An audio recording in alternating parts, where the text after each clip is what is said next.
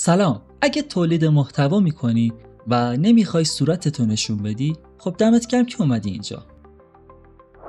چون الان میخوام یه روش خفن بهت یاد بدم که بدون دوربین، بدون نور و بدون حتی شونه کردن موهات یه ویدیوی حرفه‌ای بسازی. با سلام به همه شما دوستان عزیز، خیلی خوش اومدین به این ویدیو. این هم از خروجی کار. حتما این ویدیو رو لایک کنید. با چی؟ فقط با چت جی پی تی و هدرا. آره، همینقدر ساده. اول میریم سراغ چت جی پی تی،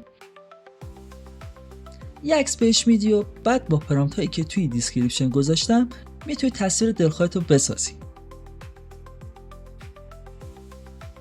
خیلی راحت، نه دوربین، نه گیریم، نه هیچی.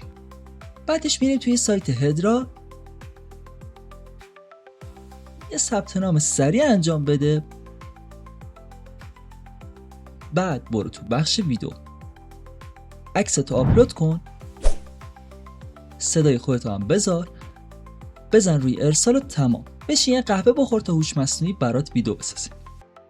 راستی آخر این ویدیو یه مورد خفن گذاشتم. اگه نمیخوای با چت جی پی تی عکس بسازی، یه ویدیو دیگه برات دارم که اونم کارت رو راه میندازه. فقط یاد نره کلیک کنی روش.